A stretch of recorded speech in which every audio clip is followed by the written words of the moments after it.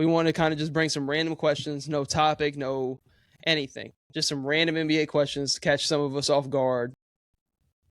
Just get into some combos. I think that's a lot of what we do in our group chat, kind of bringing this to the podcast spaces. Like somebody middle of the day will come out with, it's usually me. Something random. I'll come out in the morning, first thing in the morning. I'll just, bam. Somebody ain't top 10. Somebody he hit me with the night before in text. Yeah, I'm just like, I can't wait to say this shit in the morning. And then it's a revolving door all day. And it's kind of like what I wanted to bring a little bit to the pod here. But I can kind of start out with who is the number 2 in the league that you want to build a team around? Jalen Williams. Not him, because I knew you were going to say him.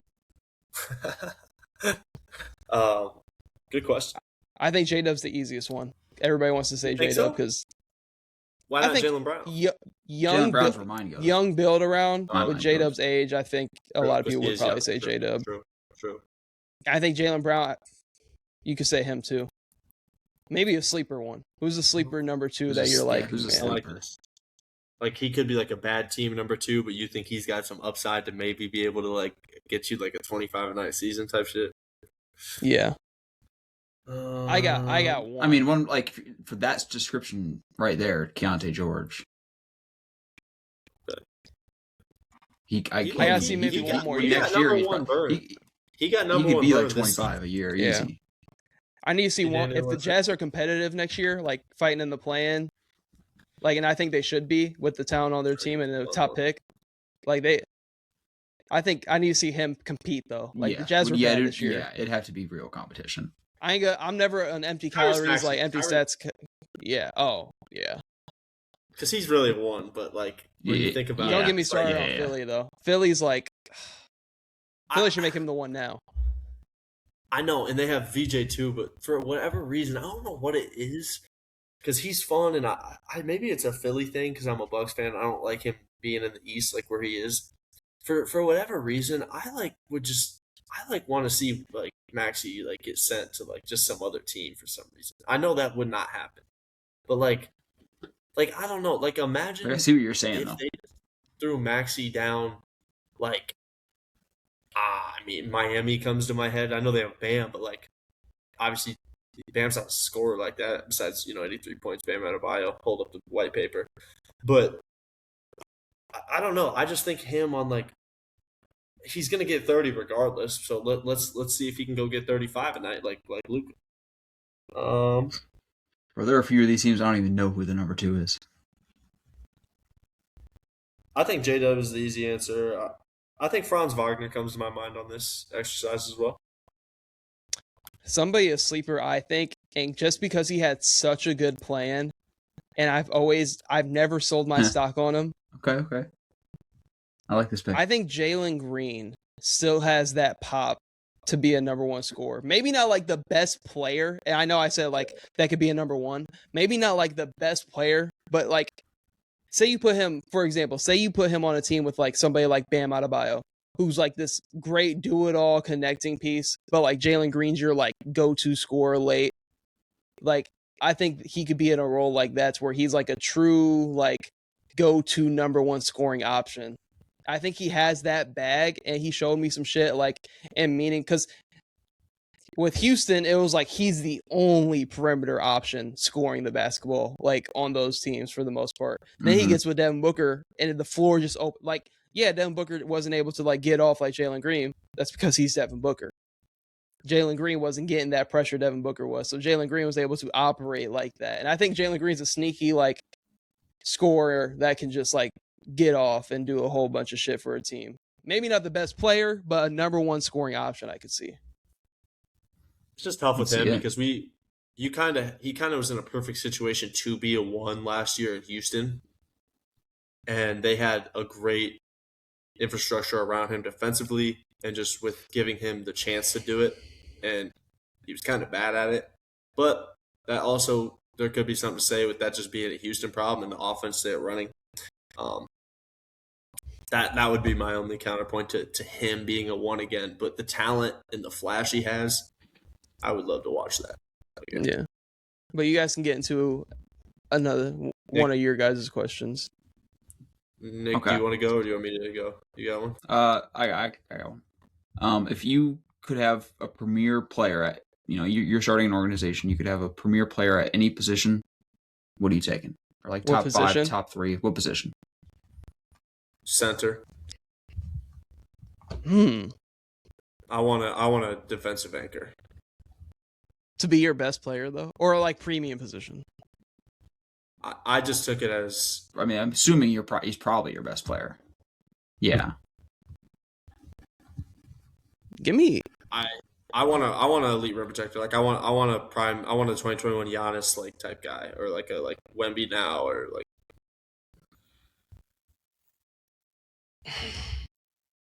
It's just tough because I want to say point guard because I think that point guard position has so much value. But it's just like But the perfect point guard doesn't need to be your best player. If he's a perfect, that's what my problem was with that. That's what I was thinking. I just think there's something valuable in having like a true, really good like power forward.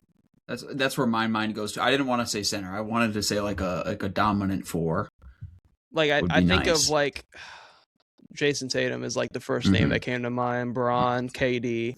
Like there's just something about those forwards that if you have like kind of the archetype like Tatum, Bron, Durant, like something about that small forward, power forward that can do a little bit of everything. I think that's like the premier position that everything. That's why Giannis, I like guys like AJ DeBanza is getting like a lot of love because he's a 6'9", 6'10", do it all kind of guy. Cooper Flag, 6'9", 6'10", do it all kind of guy. Like that's the premier we're tanking for an entire season guy to get. Yeah, like and it's kind of like looking at this draft class. Like as much as I love Darius Acuff, knowing the NBA world, he's not gonna get put on the pedestal like the guys in this draft class. Like whether he comes out and is the top scorer in this class year one. Like he's just like, because it's not that premier of a position.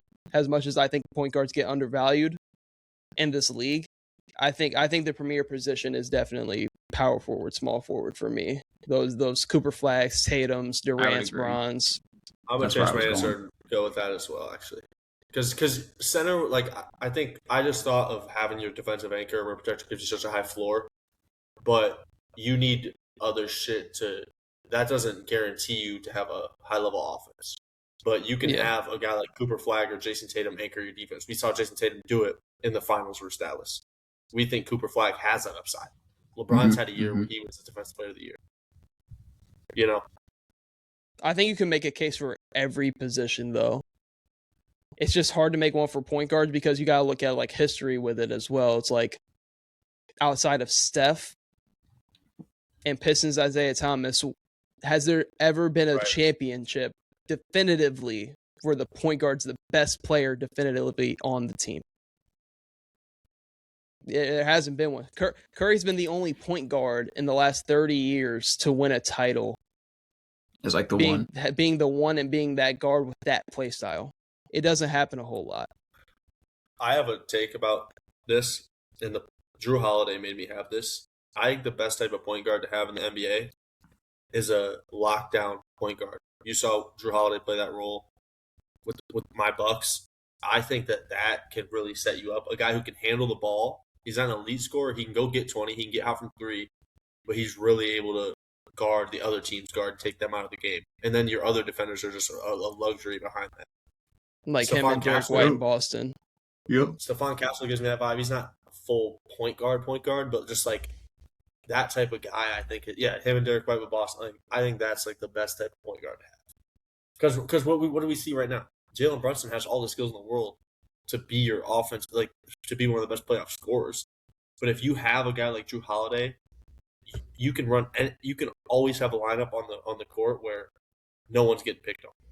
Mm-hmm. No, I agree. We're gonna bring that around. Go ahead and say your next question. Because I have a question tailored. I have a question tailored to how you ended that. So the rest of my questions that I'll ask will be kind of like what you guys just did, but my first one's going to be a player A or player B. Blind resume from this season. And the category is 23-year-old. Okay? No looking at stats or anything. I want you to just go off your guess. So this guy is 23? Two 23-year-olds. Two 23-year-olds. Okay. Yeah, I'm kind of. This is kind of ridiculous what I'm doing, but I thought of it, and I just want player A, 17.8 points per game, 3.5 rebounds, 3 assists, 42% from the field, 31% from three. Player B, 15 points a game, 7 boards, 3 assists, 51% from the field, and 37% from three. They are both 23 years old.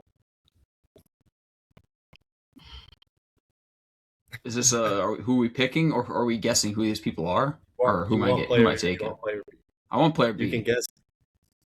Name player B's stats again. 15, 7, 3, 51, 37. 23 is the thing that's throwing me off. 23-year-olds. He's say not player that B, old, but then though. player A is going to be some dog. He's not that old, though. I was thinking one of these could be Castle, but Castle's not 23. I don't think he is. Yeah, I don't think he's 23. Is he? Fuck.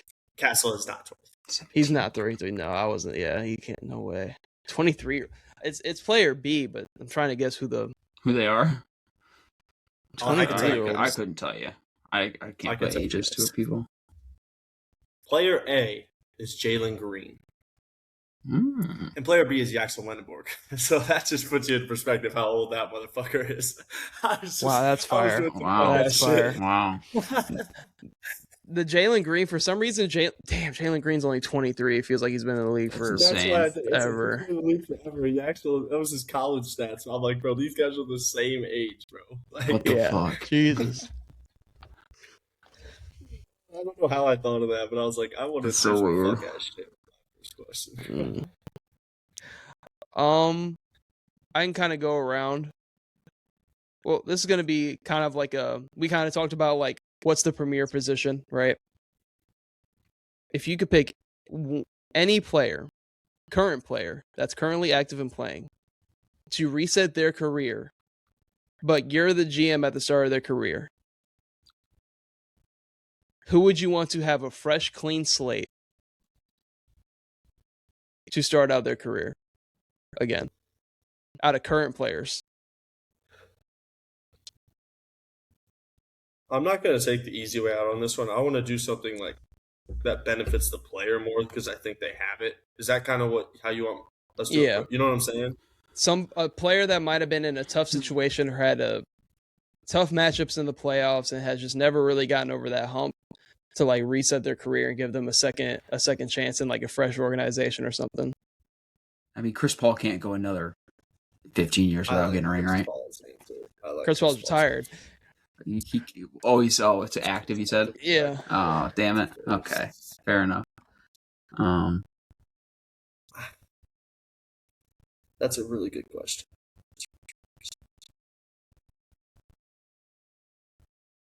I'm trying to answer this out. Like, I don't want a guy who's gotten hurt. Like, Dame's an easy answer. Oh, that's a good one. Yeah, Dame, somebody who I was thinking, but I didn't want to pick Dame. Yeah, because I was like, Dame didn't come in like the Blazers were competitive, like kind of off the rip with like Lamar because they had a good squad for a long time and they had some really good teams like deep in the playoff runs. I was thinking like maybe like De'Aaron Fox, his first couple years in the league because he's still a great player now, but De'Aaron Fox in Sacramento, like bro was taking Curry and the Warriors to the brink in Sacramento, like, right, and the organization just kind of went in a bad direction, and they're just a poorly ran organization in general. Like they traded Halliburton, bro. Like, you could say it's a win-win trade because the Kings made the playoffs that following year. Like, you could say it's a win-win hindsight, but like, I don't know. I think De'Aaron Fox is one of those ones for me. It's where I'm like, man, if he ended up in like a big market, like LA, like some big crazy market, like how that draft turned out, like, fuck. Mm-hmm. Devin Booker comes to mind. Yeah. Because it's only just because, I mean, he took you all to the title one year. You didn't win it. He took you there. But think of there was a lot of years before he even had a playoff game where he was Yeah. still Yeah. like Oh yeah, he a was lot of ready years. to be that guy.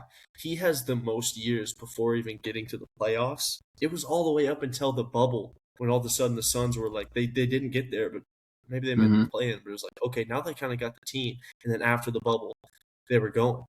And then even since Chris Paul left, it's been like, dang, like, we made the move for Kevin Durant, all this, like, we could have made this roster in better ways around him. Like, maybe we don't move off McCall. Maybe there's still something here with that, or I don't even remember how that went down. That was the Kevin Durant trade. But anyways, I'm going to go Devin Booker as my answer, just because all those years that were kind of empty for him just getting buckets when they were not good. Like, I'm thinking back to Eric Bledsoe being his backcourt partner, and Bledsoe's a good player for a little bit, but, like, you know what I'm saying? Like, there was never a build of that roster.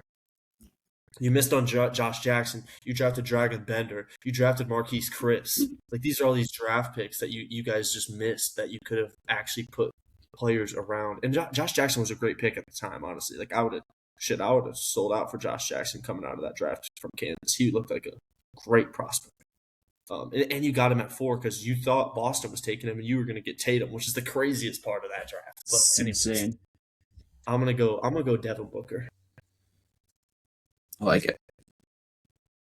Yeah, I was kind of like thinking of. I'm glad you brought up the draft perspective into because I was just like thinking. I think I was like at work when I thought of this question. I was just thinking of like, man, like I got so deep into it. I was like low key, like I thought of De'Aaron Fox. I thought De'Aaron Fox was a sleeper. I wanted to say like he's still so young though. I wanted to say Maxey. Like, what if like the Sixers like said fuck the process and like realized Maxey was him 2 years ago and like just started building around him and got off Embiid at a better time. Like just started like not saying like reset his career, but like we know he can be a 1. Let's make him a 1 now, kind of thing. And I Jimmy don't even know Butler. if it's Jimmy Butler, I feel like gone through some bullshit. Yeah, that's another good one. because he had the Minnesota. Just thinking of random people now. The only thing I'll say about the Maxey one though, I think that's more just bad luck of the injury because I think Maxey's game is sometimes unaffected. I think him and Embiid actually kind of play off each other very well, and Maxey can still get his next to Embiid. I think that's a tough one because it's like, what were you going to do? If Embiid was healthy all this time, who knows what would have ended up happening with them? It's other moves you're making. You're not thinking of trading Embiid because Embiid's that good. I know you want to make Maxey a 1, but if you're a GM, the whole idea of why that pick and it worked out so well for them is because Maxey's doing exactly what you need him to, and you're just knowing that when the time is done with Embiid, we still have Maxey, and he'll still be kind of young. Like, I probably would have still played it how they did. It's just the injury part of it that just really fucks. Shit, you can say Joel Embiid. Phillies missed on some draft picks in that era. Joel Embiid's a great answer. The Tobias Harris thing went terrible. I mean, Ben Simmons went terrible. The Markel Fultz pick, age bad. That was unfortunate. Yeah. But Nick, you can get into another question. Okay. And I think this one's interesting. So, the MLB has instituted AI in the ABS challenge system for balls and strikes recently, and it's gone pretty well. With current ref controversies in the NBA, do you think we will potentially see any sort of AI challenge system instituted in the NBA, and in what shape or form would that look like? This is a crazy question.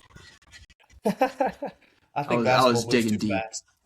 I think basketball moves too fast. Yeah. So nothing comes to my mind to where they could use it. I think basketball, kind of the art of the game, is impulsive decisions as players and as refs, and I think it's not a play-by-play type game as where football and baseball are, where there's a break after everything, and so that therefore I think that they pretty much the challenge is the most they can do. Maybe if they could incorporate an AI type thing into making challenges go faster, where they just the challenge happens and they have a fucking system that watches the play and it knows that. Right. That's something that comes to my mind. So where you don't have to waste time during the games, because that's really what ABS does, or that's what the pitch clock does. Sorry, but I mean, no, that's what the ABS kind of. I mean, in a way. Yeah, it just kind of speeds in a way it helps. Because there's no time to argue. It's very black and white. But no, I think there's no way. The only problem with the refereeing right now is about how they call fouls for players, and there's nothing can Nothing you can really. I don't that's think player AI can do anything about that. Yeah, I think it would be kind of hard to do. I agree with Cole. The game just moves too fast Yeah. for it to be like. I think it would be interesting to see like how they do kind of like the 2-minute report sometimes in the NBA, and say they went through an entire game and like they used like AI and all those tools and everything else like that to like Figure show out how who was many right and missed stuff. calls there were, or Right. like what wasn't a call and was like in the game. Like I would be more interested in something like that, like a full AI review, than Right. like it being implemented in the actual game. I think it would And be then cool just to kind of see. showing us who's good and who's not, basically. Yeah, I think Yeah. that would be an interesting. That I was was kind of like basically my just take on it. sitting there watching baseball and I saw like it, when it comes up like the pitch flashes and my mind went to like a foul and I was like we're always thinking like did he touch ball first or did he hit the arm first? Like what if AI could like figure like look at the review kind of what Cole said and just like boom, we could see right away like we know where it hit instead of sitting here for 15 minutes and like that would be what did fun it hit 'cause they first? take so long. Yeah. I don't know. I think But I was I just think thinking. having refs and just like controversial calls is just part of the game. Oh, for sure. At the And end that's of why it, they're I not think completely ever going to take them out of baseball Yeah, either. You still got to yeah. have them in some sort. It's just something to make it go a little faster for sure. No, that was an interesting question. That was I an love the interesting question. ABS thing for baseball, though. I actually love it. You can go ahead, Cole, and we can kind of go around one more Yeah, time before we I wrap have up a the up. few. I like your. I'm trying to think of a new question because I like these style of questions you guys are going. I was going more like stuff like with the like with teams right now. I have a few. I have kind of one that's a little more open ended, I guess. And I want you to answer in any way you want to. You can say whether the breakouts from A to B or A to C or whatever. But I wanted to ask who's a player that you think will break out next year that would surprise people. So not your obvious ones of like, oh, Dylan Harper in an increased role, or you know what I'm saying? Like, what is a doesn't have to be a niche player, but just like a surprise breakout player. Because let's look at this year with like a Nikhil Alexander breakout and those types of guys. Like, we knew he was good and he was a big piece for Minnesota, but we didn't know it was going to be 22 a night on creating for himself and all these things, right? Like, is there a player you guys can think of or find that you would maybe put in that category? I mean, right off rip, I kind of might be being a Suns homer a little bit, but I think Kaman Malawach being our full time center next year would be a good thing, or maybe not even full time, just like getting more PT than just being Oso Igudoro's backup. I think he brings way more upside on defense than Oso Igudoro. Teams honestly just were all over him when he was in the game. So Kaman Malawach, I think, is just great. He's a better rebounder. I think he would bring a lot better. I think he could be a very interesting, like if he's getting like more than like say if he's getting like 20 to 22 minutes a game instead of like 12 to 14 like that he was getting at the end of the year, he could be really interesting. Just on like a role player level, like breakout role player type shit. This might be an easy one. I'm not sure on it. Somebody like Benedict Mathurin with the Clippers next year. Like in a world where like Kawhi Leonard gets traded, Benedict Mathurin. What's his breakout though? Because it's got to be big, low key. You know what I mean? Like, because if he's already been 18 a game, like what are you talking like all star? I think Benedict Mathurin can, even if Kawhi Leonard's there, if he gets the right amount of minutes, I think Benedict Mathurin could be a sneaky, like not crazy level, like how Norman Powell was hooping with the Clippers.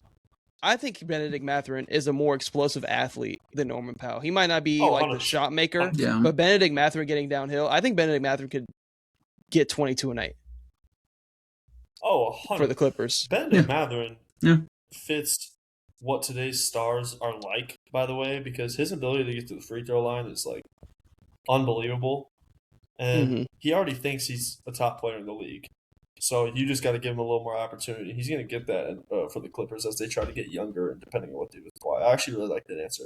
I went with one because I just kind of could see this happening. I think if Washington goes with AJ, I think AJ is going to be a great player. There's still going to be some of those rookie struggles that you see on any kind of team because the reason I say that is they are expecting to be in the play-in, if not make the playoffs, with Trae Young and Anthony Davis. My breakout player for them, the scouting report's kind of out on the Kaishan George. I think he's a little bit of a do-it-all. He's not going to get to do the things he did last year, right? So I'm not expecting so much from him. I think a guy, if they end up going AJ, I think Trey Johnson next year, with his ability Yeah. to be such a good shooter, like let's say Washington is pretty good and they can stay healthy with Trey and AD and AJ looks good. Like I can see Trey Johnson. I mean, he averaged like 12 this year. I can see him even improving on that, even with there being more mouths to feed next year, just because how good of a shooter he is and just straight up bucket. I think he's going to earn big minutes, and I think he's got that level of talent. I was high on him out of the draft, and I think he kind of got lost in the talks with how good the top end of rookies were this year. And I could see him really being like a breakout candidate. And when I say breakout, I don't think he'll be like above 20 a game at all yet. I think he has that in him. I'm more talking just like think like early Vassell before the Spurs got really good, right? Just like able to create for himself, knockdown shooter. Like I kind of see a little bit of that with Trey Johnson. Yeah, I think we all gave good. Part of me is like wants to go with some like crazy answers, and don't worry about going too long. I'll break this up into 2 episodes because I wanted to like somebody like weirdly like if Nate Clifford all of a sudden started hooping with like more burn on Sacramento, like if he Fuck could that. average like 16, 17 a game, I wouldn't be like crazy fucking shocked because I think Nate Clifford's a bucket. I was just like thinking of like some out of left I like field that kind of one. guys. Like Benedict Mathurin kind of like I feel like that's a common answer, but my like sleeper out of nowhere would be like somebody like Nate Clifford. That's a good answer. Especially because that's how I attacked it too. I didn't even look through players. I was just looking through teams, and I was like, who needs someone to step up? Like Even who like who Ace who? Bailey, bro. Like I was just Mm, gonna say him, that's but interesting. because I think now that if they go ahead and grab Darren Peterson, Ace, I don't know how Ace is gonna. You know how he's gonna try to play, but he doesn't have that pressure of being all this offense for them. no. He can just come in and let the game come to him off the bench and be a freak athlete, and that could just work out so well for him with not having. I really like that answer. Because I think I've also brought that up because I've been hearing a lot of the discourse on like the Jazz trading up and throwing Washington Ace Bailey. I think that would be a horrific move to go get Debanza, giving up Ace Bailey, somebody who you just drafted last year. Some say you got him at a steal at Dog. 5 for where you got him, but it's just like the Jazz are like so fascinated and want AJ to stay in Utah. So I'm just like I see a world where like some shit like that happens, but I think you don't give up on 6'10", 6'11" snipers. Like he's a more offensively skilled Jabari Smith. Like realistically, He's on a way more team, athletic too. yeah, like on a team where you have already a ton of size. He reminds me. I think this is going to be his role next year. It, no matter who they draft, if they end up with AJ or DP or whatever, I he's think gonna they be might like do their that. version of like Nas Reed, not Nas Reed and like backing down, putting people in the post, but like coming off the bench at that size, being able to switch, guard, and just strap up with all that spacing they're gonna have and all the bigs that they do have. He's not gonna be relied on to be a rim protector next year with Triple J and Kessler. Like he's really just gonna be like go out there and just get your 15 because that's what we need you to do as a team, and he's somebody that can do that. Ryan Russillo, speaking of this Jazz Wizards thing, and you just made me think of it. He was pretty much talking with I think it was Giavoni or whatever, Jonathan Giavoni. But you know who Ryan Russillo is, right? He pretty much said that this number one pick is not as locked in AJ as everyone's acting like at all. Like at all. Like there's a lot of scouts and voices that are that looked at that Kansas BYU game and that gave them a lot of information. And I wouldn't be surprised if AJ just ends up in Utah anyways. But besides the point, getting back to what you were saying, I think Ace Bailey would be completely fine with coming off the bench for a little while in his career and just being a bucket. I think that fits him. I mean, that's a guy with already star upside coming out of the draft and didn't give us any reason to not believe that anymore. And if you're looking at Utah right now, you're building a sneaky deep team with some really good players in the starting lineup. Jaren Jackson Jr., a defensive player of the year, is your power forward. You have Walker Kessler, who we know is a great rim protector. Lowry's still on this team. He was an all-star starter 2 years ago. He can average 25 if you need him to. He's one of the best shooters in the league. He's 6'11 at your three. If you're able to pair a Darren Peterson and he can become what I think he'll become, along with your guy, Nick, Keontae George, and then the depth of having Nace Bailey, of having a guy who I could say is a breakout candidate, and Bryce Sensabaugh also. Isaiah Collier, who just, when he gets the time, he can average fucking 10 assists a game when he's playing. Nurkic was great as their starting center this year He was when actually playing good. He was giving them good minutes. Off the bench, Jazz are sneaky. And let me just ask another one of my questions while I have it up because I'm talking about it. I wrote down, will Utah be a playoff team next year? Because I think if there's a team, you can say Cooper Flag because of Dallas. If there's a team who is building towards being able to compete with the San Antonios and OKCs of the world, it's Utah with all the picks they're stacking and the way they've gone about this rebuild. And I think they're going to be a playoff team next year. I could definitely see it. I agree. I think if there's any team that's a safe, not bet, but like safe team to where I'm like, out of them, Washington, Dallas, I think right now, they're, especially with where Dallas fell in the draft, I think right now they're going to go into next season, even with no Cooper Flag and Dallas. I mean, they're just more talented top to bottom than Dallas is, even with Kyrie. I think they have more shit put together than Dallas right now, with their front court being so deadly defensively with Triple J and Kessler and Laurie. They have size everywhere, switchable. They can switch all those positions when they want to. Having a guy like Keontae George and a bucket like Sensabaugh and Ace Bailey, and they're going to add the number 2 pick, and they're going to add DP or Advance. I just think right now they're the most top to bottom team to turn it around and get back to the playoffs. Because I think Washington has too many question marks. I think Dallas, I got to see what direction they're going in. Are they we're trading Kyrie to build around Flag, or are they just going to kind of run this team back and see what it is? They're kind of a little bit of a question mark, but I think Utah's the most they're going to compete to win next year kind of team. Out of all the teams that didn't make the playoffs and are in the top end of the draft.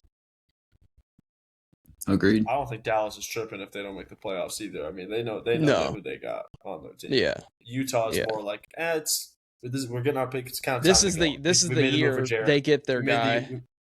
Made the trade for Jaren. We're about to get Darren Peterson. Whoever. I don't know how that's going to go. But I gotta see how that all unfolds in Utah. I asked 2 questions in a row, so I thought it could segue good into my Utah question. I have just 2 more. I already kind of asked Nick this question. If you could have any job in the league, what would it be? Give me your team that you would want to do it for, and don't give no cop-out answer. Say this is a clean slate of the league. What job would you want? This is owner, coach, scout, GM. Shit, you could just be 14th man on the roster. You could be a player. But what? Yeah, but you're not no star or nothing. You 14th man. You on a 2-way. I would say Nick, did you give an answer already? What'd you say? I said GM for he didn't ask me team, so when he asked me this, I think I just said GM. Yeah, wait, what do you mean by clean slate? Am I joining this roster now, or just that I just go to that city in that organization? Say, to kind of give this some little more context, go a little bit deeper into it. Say, league reset tomorrow. This team hits your line. We need you to come be a part of our organization. What job in the organization are you picking? We have a redraft in a week, and we need you to come in and be either our coach, our head scout, our GM. We need you in the organization.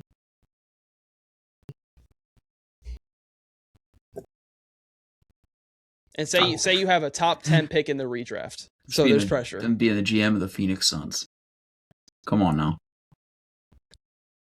I want to be the owner of. So here's how I'm going to approach this, because I wanted to say the Bucks off rip, or I wanted to say the Clippers or Lakers, so I could just be out in Cali just doing shit. I want to go with a team that doesn't have. I want to be the owner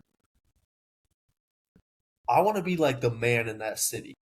So, example, if I was doing this for, what would be a good one? Because if you I can turn shit around, if you're the owner of like, who's a team who's had no success like ever, basically? I'm gonna I say the think of like, Nets. You get a big market, but a team that's never that's a really good fully one. won it, and you always get little bro. They're the Clippers of the East, with New York being there and being big bro. Like imagine the Nets figure out a way to like get over the hump, like you're forever. I like how you brought that up because like yeah, the Lakers in Boston have had crazy success, but like Yeah. you win with the Nets or like Sacramento or the Clipper, If, like legacy defining shit. give me the owner of like, oh my gosh. Okay, hold on. I would want to be the owner. Oh, I want to say one of the expansion teams if I could, because then it's like you're just starting fresh too. But that doesn't really count because it's like you have to deal with the expansion part of it. I think Suns is a good one. Like Ishbia is kind of taking on that role. Like if he figures it out, but they'll always love Devin Booker too. They haven't won a title, but like if Ishbia gets one, it's like, dude, you're You're the I goat. like I you're like the goat. Ishbia. He's done some questionable things, but I like him as just an owner. I think he's just like a He wants to win. That's yeah, all you like need to have as an owner. He's a If good you owner. if you want to win, if you make it clear to your fans that all I care about is winning, and I do not give a fuck about a checkbook. All I care about is winning. I will do whatever I can do to win. You are a great owner. If you do that in a city that hasn't had the success and you bring it there, you are royalty there forever. Not that I'm like chasing that or have like something that I want with that. But that's kind of my like clever answer to this. I think is like I want to have the job to where it's like he's the fucking mayor now because like he just did oh like you know what I mean. I Memphis, got my Portland. final answer. It's a Okay, city that is tough love. I'll be the GM in Philly, and we're gonna finish the process, and we're gonna go get it done.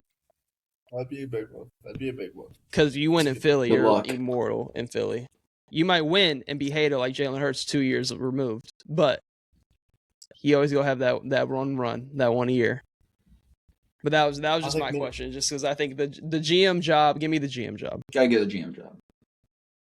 I want the owner job so I can hire the best GM. I think it'd be fun to be a GM, but if you're the owner, you're just dude. Like I would just fucking be like, bro. I'd be like before the games, like I'm just in the arena, just fucking shooting hoops, just fucking chilling. I'm in the locker room, like I'm a cool ass owner of the team. Like I'll pay for everything. I mean, you're rich as fuck. Give me that. Nick, you can give me go give on me to that your bank next account. question, That's and then a we good can kind of question. I like that's go fun. one more. My last question was just if you could interview one person NBA related, who would it be? Oh, these are good. One question, NBA. Or like Wait, one say it if you again. would interview one person NBA related, who would it be? I have two that just instantly pop to my mind. Here's the thing. I don't want to say Giannis. Giannis is my favorite player ever, but I know exactly how he's going to handle the interview already. He's just going to be on some funny shit, He would and be I on don't some want to say funny Jason shit. Tatum because he's just going to give me some PR shit. The first name that pops in my head was Dylan Brooks. I like that That could be a answer. really, really good interview. Like, let's do like full like hour. Do I get like an hour podcast with him? I want Dylan Brooks As in long as his you want. sunglasses, being mysterious as fuck in my podcast studio, and that's a banger. That might be the best answer, honestly. Hmm. Be funny as I have fuck. I have like a couple. Like I have a wholesome if, one too. That came to mind. I have I like want. one where I'm Go like ahead. a sleeper, and then like one that's like, I mean, having like fucking like Anthony Edwards would be fucking comedy, like That'd be a on the great pod. one. Like that would just be entertainment value. Kawhi. My personal is KD. I think KD would be sick. KD will give you an elite interview every single time. You The do an hour questions I show would with ask KD, Kevin, that's gonna be elite. the questions I would The ask Kevin question, Durant, yeah. I wouldn't even feel right posting it. I think Kawhi. If you do an hour sit down with Kawhi Leonard, and then after he retires, you're the only person to ever have that. Like, bro, I think that's it. And then I would also, on some wholesome shit. This would not be my choice.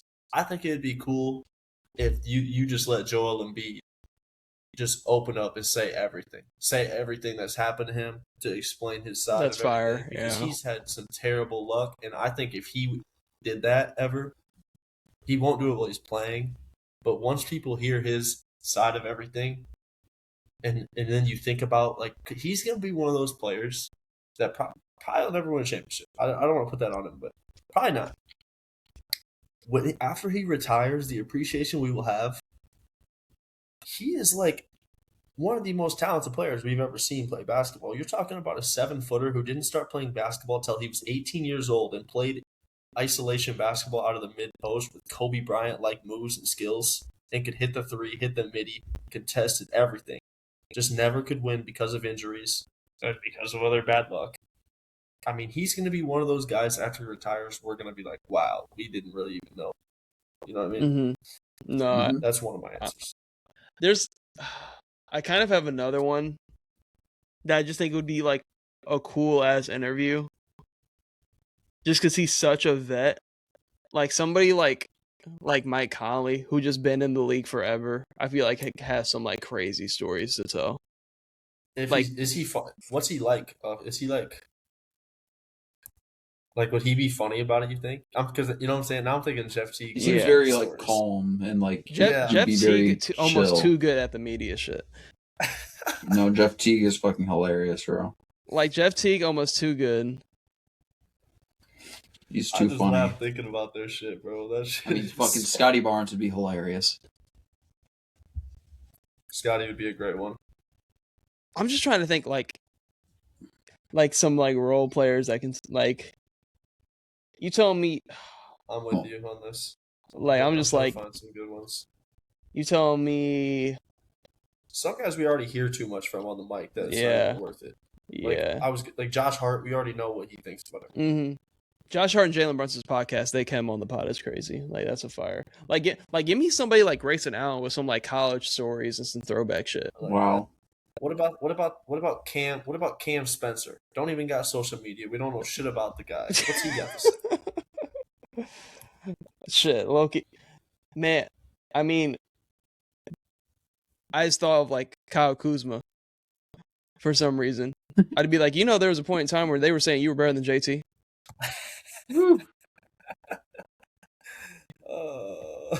I know you heard the noise. That's so funny. You heard the noise. Oh, you definitely heard the noise. We could tell you heard the noise. Or maybe I just like the stories from vets that you see on pods. Like I think DeMar DeRozan could have some cool shit. Just because he's been around the league forever. Yeah, like he had a good Paul George one. My one that like I would actually love is fucking like he might know just too much ball for me. But like God, the amount of like JJ Redick, I love him as a coach, but man, his content and the way he just spoke about the game was just so nice. Like it really was. Like he was like his podcast and who he would have on, like in the questions he was just like so in tune with like the game. Obviously being a former player, but just like man, like he's just one of like my all times. Like I'd like to have. He was able to give a strong opinion without it sounding like he's trying to make a take or push an agenda about anything or anybody. And I respected that, if that makes sense. Like he was able to like let you know what he thinks, but he wasn't trying to push any agenda out there. Tell me Perk wouldn't be funny as hell on the pod. Hilarious. But why would you take ibuprofen if you could have a perk?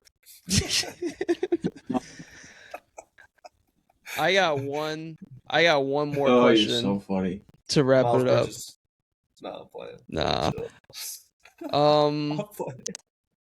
So for all of our favorite teams, we're all hunting. I feel like we're all kind of in like the same category as a team. Like I don't think the Suns obviously had the best year, but I don't think the Suns are miles away from like. We got these though. Golden State or the Bucks. I think they're all in a similar category. What is one role player you would love to add to your favorite team? OG Anunoby. Too high of a player. I'm thinking like Jaden McDaniels.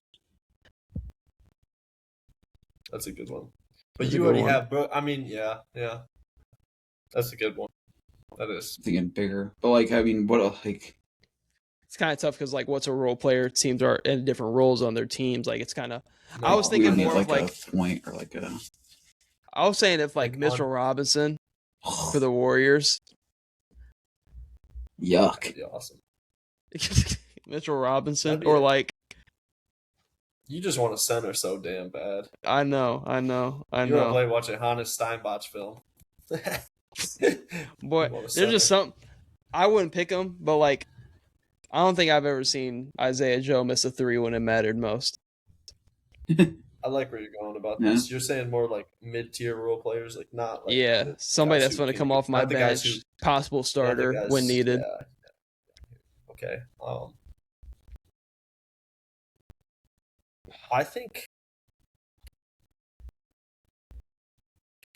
I'm a big time Devin Vassell fan. He's a pretty high level role player too, though. I would say that that's valid though. I like him. I think the Onyeka Giannis fit could be nice because I think like when I think of prime Giannis as a rim protector, that type of big being next to Giannis, because I'm so used to the slow-footed Brook Lopez. Love Brook Lopez, but that was something that kind of held us back after we won the title. And then this year, Miles Turner just not being good. I just don't. The idea of him and Giannis playing together sounded so good, but something about Miles Turner just doesn't. He just was just not the same as a Buck. I think like getting a big next to Giannis that can move so well. Like the Bucks, my thing with the Bucks and Miles Turner was he was a great pickup, but I've always wanted to get so much more athletic to kind of fit Giannis's style of play, and we were so slow footed and not athletic for so long, and I just think that Giannis and him at the 4 or 5 would be such a nice fit. Um, so Onyeka comes to my mind. I mean, for I'll this, just, go ahead. go ahead. I mean, for the Suns, I can't even think of it. Like it's just like we need a center and we need a point guard, but any mid Oh, role player is going to be starting. You know who would be fire for y'all? Because I do think he'd hoop more in a bigger role. If y'all had like somebody like Isaiah Collier, Damn, I did think of him, but I didn't say. I it. think that would be a fire like downhill attacking guard that could be there for y'all. But I'm thinking like, man, like for the Warriors though, it's so tough. Like Herb Jones, but he's like high caliber. Everybody know Herb Jones got that shit. Like he's high caliber. he's a Buck as well. I was thinking like Milwaukee Buck, not Bucket. Sorry. like maybe like it's gonna be a weird one, but like Santi Aldama, just a 6'10" spacer, I think would be fire. Like so, a team always kind of feels like they're needing that kind of That archetype feels of like player. Yeah. Y'all kind of got that with Al Horford. Yeah, he just so maybe give me like Obi Toppin. Just give me somebody that can just slash at the 4 and knock some shots down. Somebody that can be a starting caliber guy in some moments and some series, but like really is thriving off the bench, like playing in a system with Golden State. Him off slips actions and shit. Like he could be fire. Like somebody like him, I feel like would be my option. Just a super athletic 4. I feel like is never a bad choice. I think Isaiah Stewart on the Suns. The Suns already have a couple of my favorite, like, not breakout guys, but just young guys. I love Kamal Watch. I think Ryan Dunn should have been getting way more burn in the playoffs. Like, I love Rasheer Fleming. Like, he has all the tools to be an elite level defender in the league. Like, you pair him and Ryan Dunn. Like, they're going the right direction. I just fear, like, not saying Booker's getting older, aging out of his prime, or he has the game that ages out of his prime, but it's just like by the time these guys fully develop, what does the team even like look like to the like top. what like once they get like Ryan Dunn develops the 3 ball if he ever does, and like Rasheer Fleming's getting consistent minutes, and Kaman is like established at the 5, like what does the team even look like?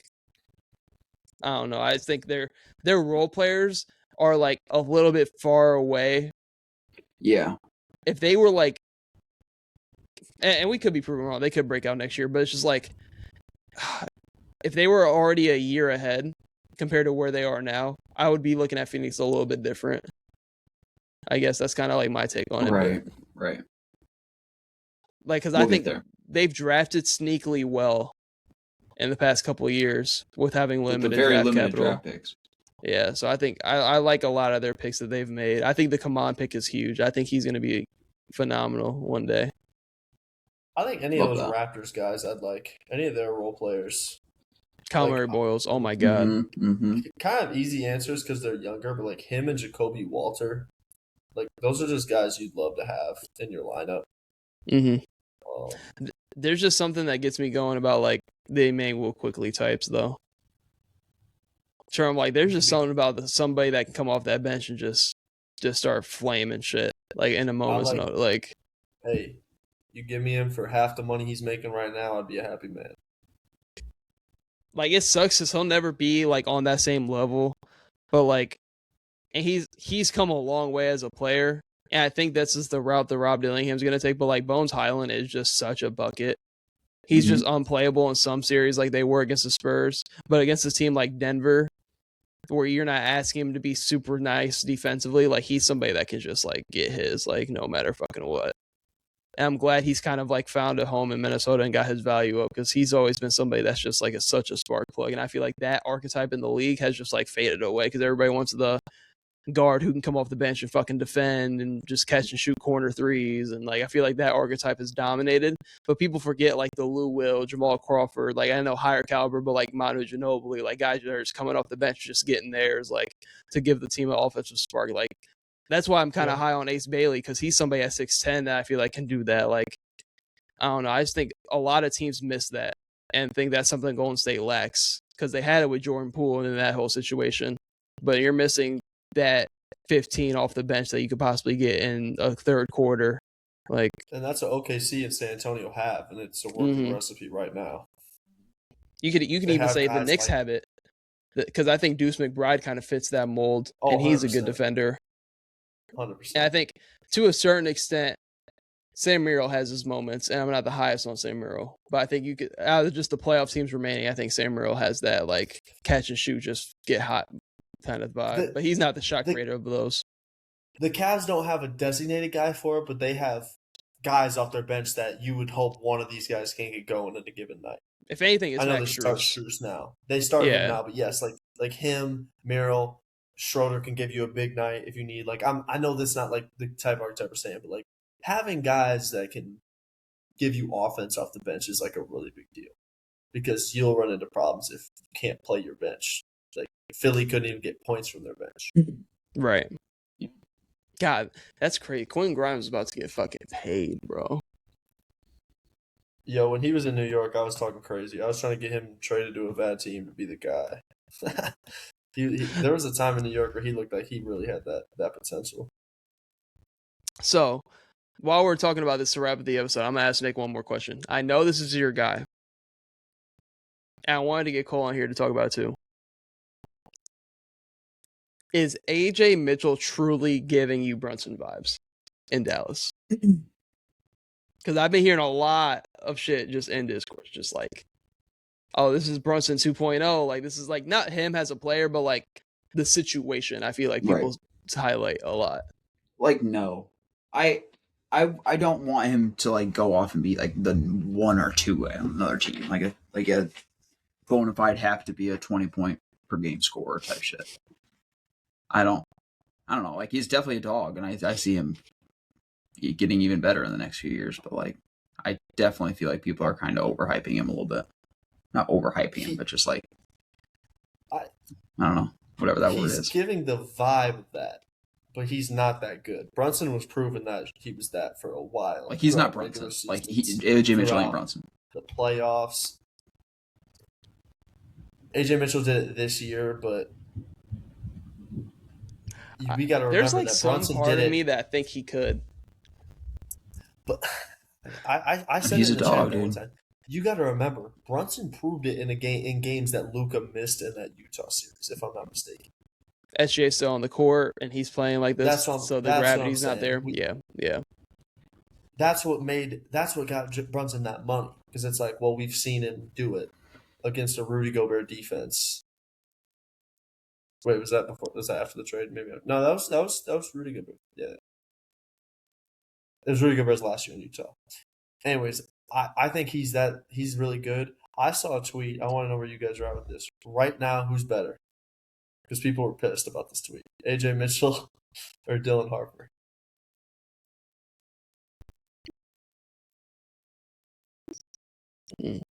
I feel like I haven't watched Dylan Harper enough. I'd probably say Dylan Harper.